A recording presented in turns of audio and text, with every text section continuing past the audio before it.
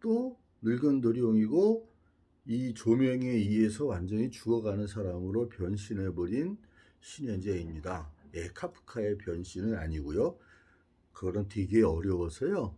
저처럼 쉽게 설명하려고 하는 사람한테는 의미가 별로 없어요. 뭐 예술가들한테는 최고지만 저도 예술가의 정신으로 돌아가서 그 상태에 있을 때는 우와우와우와우와우와우왕이 됩니다. 예. 요즘 사람들이 이런 것들을 죽어도 안 하죠. 왜? 아재 개그라고 흘러간 개그라고 요즘에 20대 디지털 세대들은 즉각적인 반응이 오는 거야. 옛날에는 재치나 유머 정도도 아닌 재치나 개그라고 했던 것들을 유머라고 하고요. 예전에는 유머라고 했던 것들이 이제는 아재 개그로 변해버린 겁니다. 디지털 시대가 세상을 너무 많이 바꾸고 있고 사람들을 너무 멍청하게 만들기 때문에 이런 일들이 계속 벌어지는 겁니다. 그러니까 처칠이나 이런 사람이 유머를 잘했는데요. 그 유머라는 거는 들을 때는 저게 뭔 소리지 하지만 집에 돌아서 자서 마누라를 옆에 딱 끼고 따뜻하고 있을 때 막 웃음이 나오는 거 그런 것들을 보통 유머라고 하고요. 나머지도 다 말재주예요. 그래서 그런 것에 익숙해진 세상이 되다 보니까 조금 더 철학적인 깊이를 담고 있는 유머는 그냥 헛소리 아재 개그가 되는 거예요. 오늘 제가 잠깐 요거를 말씀드리려고 했는데 이마트에서 저번에 샀을 때 제가 엄청나게 많이 샀댔잖아요. 그 중에 하나입니다. 이것은 이마트가요. 사람을 써서 그 직원을 늘리면 될 일을 그러니까 제가 옛날에 했던 사업 때처럼 그 디지털로 인원을 줄이고 최대의 이익을 먹기 위해서 하기 위한 그러한 여기에 플라스틱 근데 여기에 이제 그 인식 장치가 들어가 있습니다. 그래서 이것을 계산대를 거치지 않고 들고 나가면 빵빵빵빵 울리게 만드는 겁니다. 요게 이제 그런 거예요. 일종의 바코드 비슷한 겁니다. 그런데 이것을 하면은요, 이렇게 앞뒤로 이렇게 하기 때문에 뭐가 되느냐? 우리는 이미 한 번 구멍이 난 양말을 사게 되는 겁니다.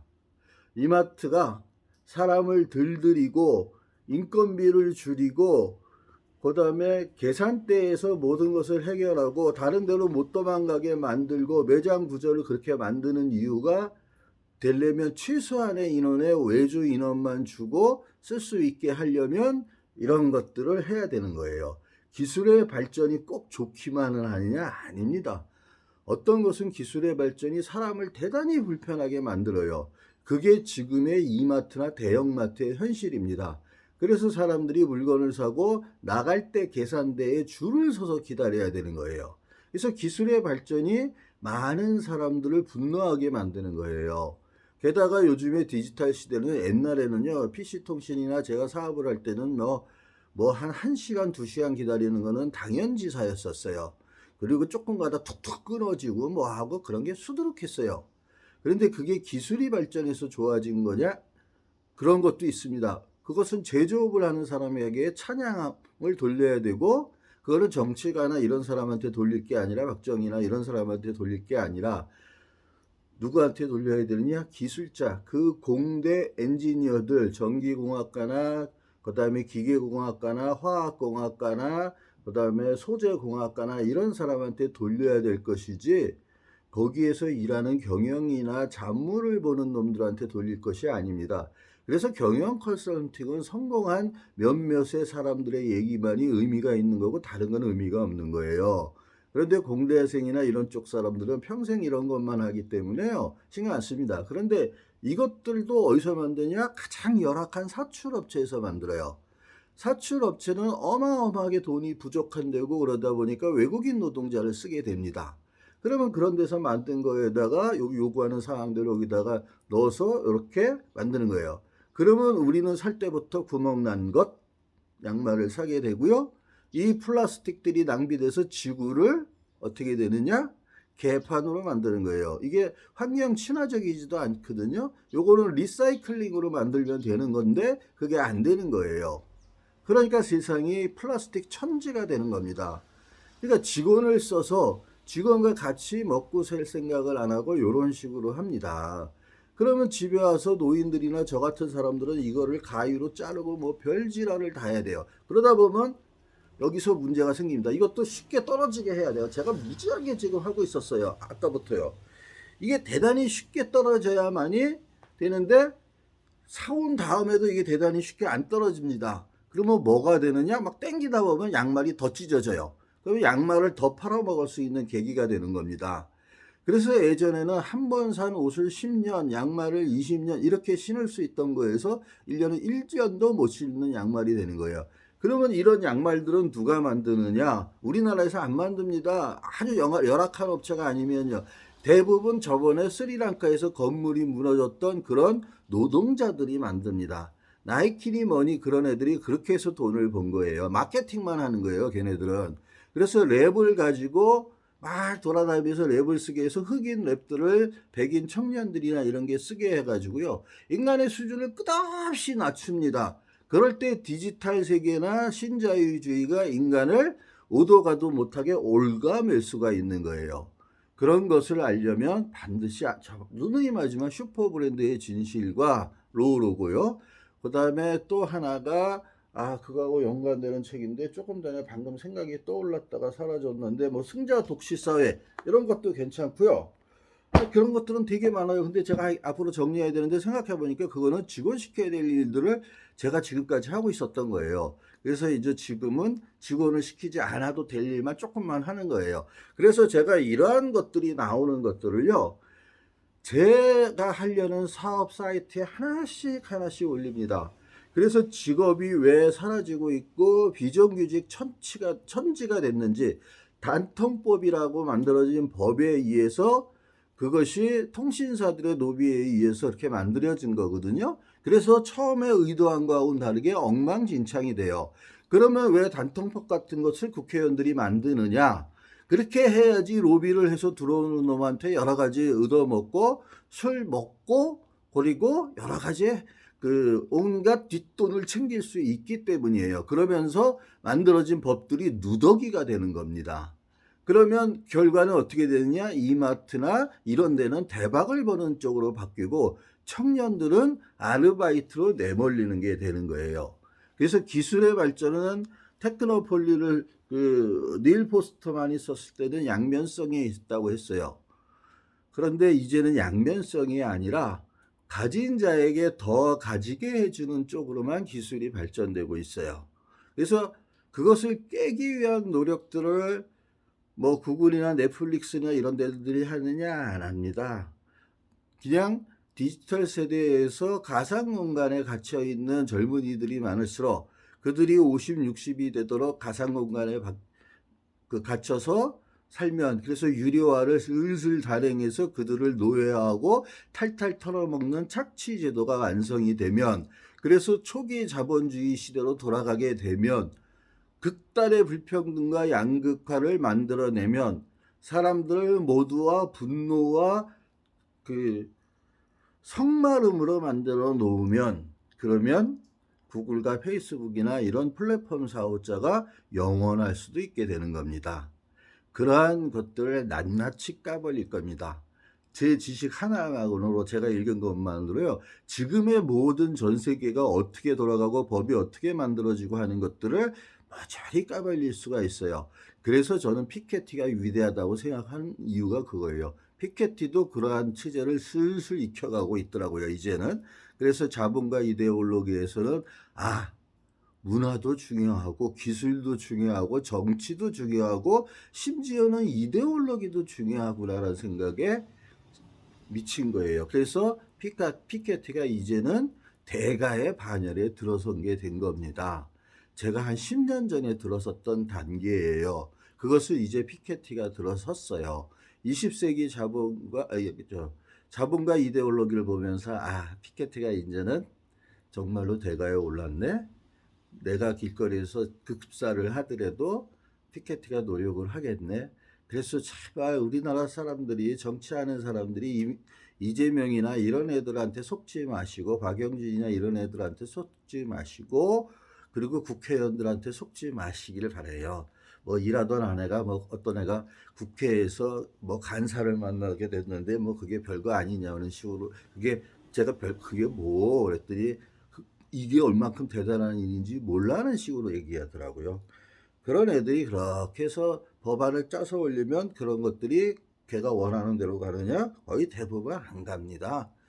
간사람들이나 국회의원들이 그렇게 하느냐? 안 해요. 제가 알았던 그 형님 있잖아요. 국회의원을 하면서 100억을 날렸다는 그분 같은 사람이면 모를까? 절대 그렇게 안 됩니다. 옛날에 국회에는 그 로비에 아예 그 관이 있어요. 로비관들이. 그게 미국의 그 국회를 본뜬 겁니다. 미국은 로비스트들이 따로 그 드나드는 출구가 있어요. 그런 애들은 국회의원 보좌관 출신이나 이런 애들이에요. 그래서 드루킹 같은 애들이 그것을 꿈꿨던 거예요. 그래서 그 안으로 들어가서 정치적인 것을 합의를 다 봅니다. 그 미네르바 그 타벨이 록펠러의 그 독점을 깨기 위해서 그 스탠다드 오일의 역사를 쓴 이후 그 록펠러의 민낯이 드러나면서 미국에서 그러니까 셔먼법, 반독점 금지법을 만들어요. 그래서 석유 유통의 모든 것을 장악하고 점점 더 많은 것을 갖게 됐던 록펠러가 미국이란 나라는 그러한 잘 사는 사람들의 자본주의를 구축하려면 계속해서 기부를 해야 됩니다.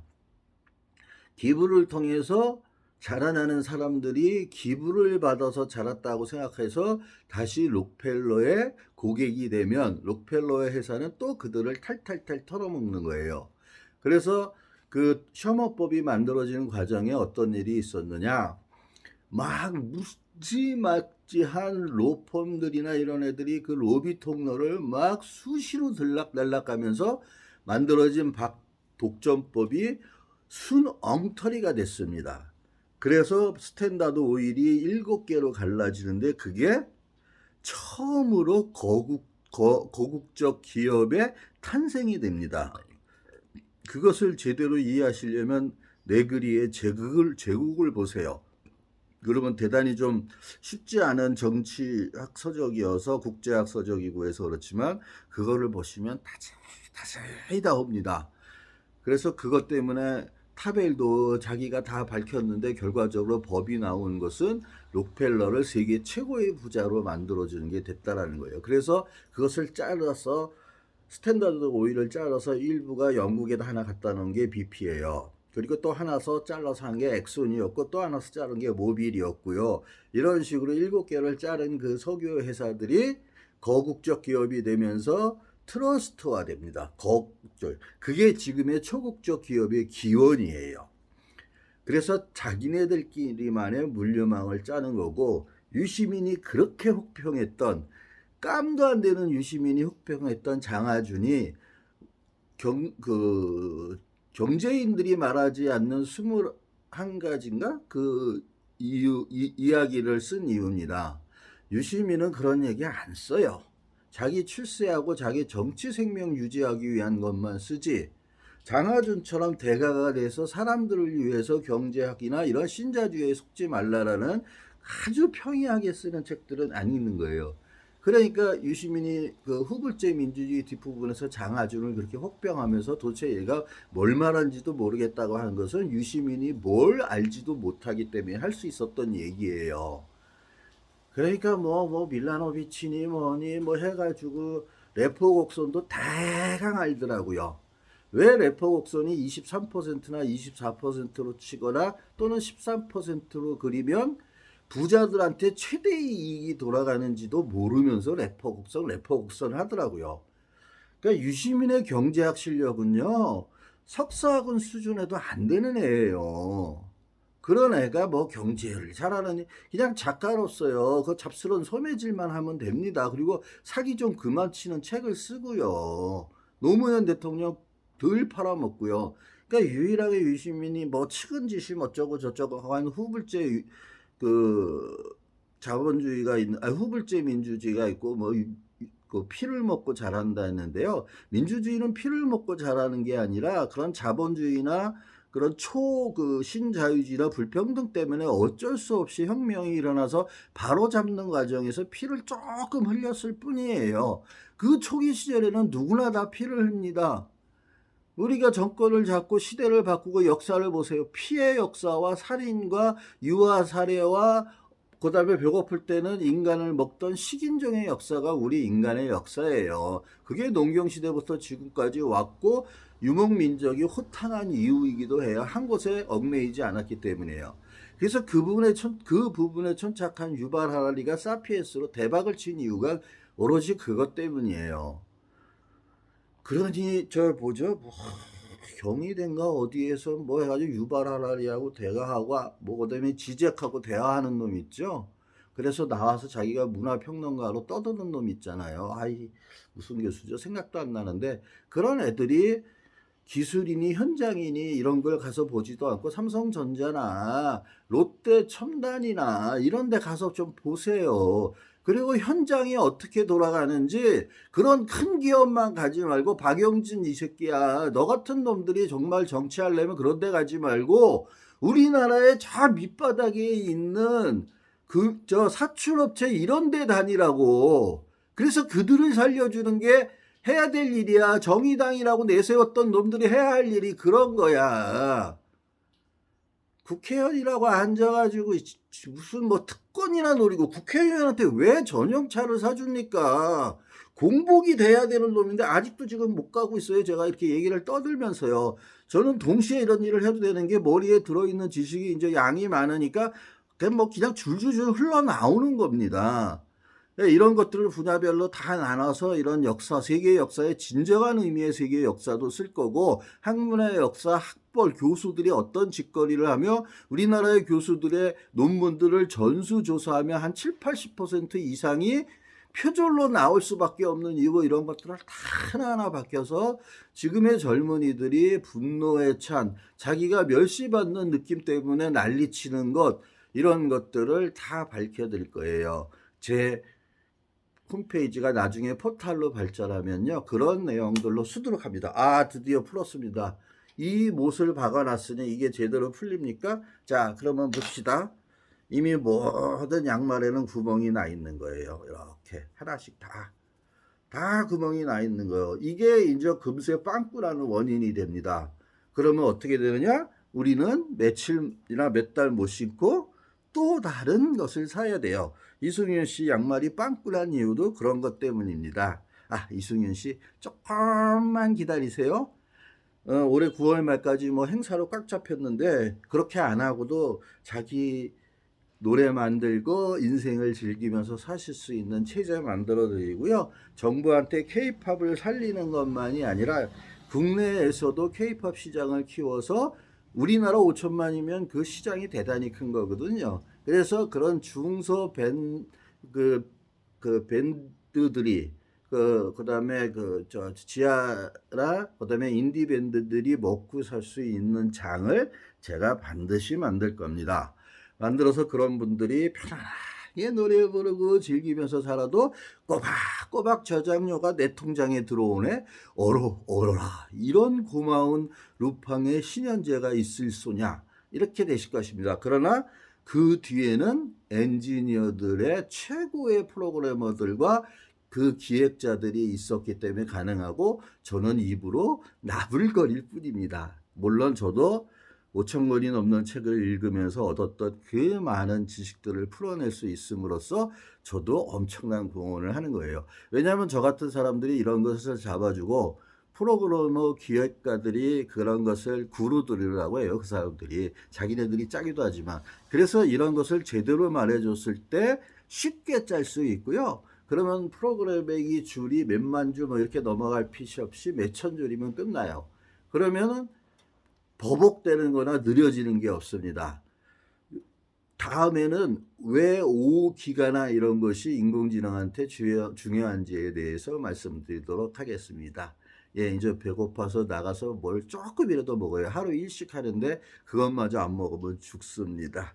예, 감사합니다. 하기는 이런 거 계속해서 해드릴게요. 어떻게 서민들이나 젊은 층의 얇은 지갑들을 탈탈 털어서 상위 0.01%한테 모든 돈을 올려주는지 그것이 신자유주의의 체계거든요. 그러면 안 되는 거거든요. 그래서 교보문고가 위대한 겁니다. 출판을 하는 모든 사람을 돕고자 하는 것은 교보문고가 갖고 있어서요. 그래서 교보문고 같은 게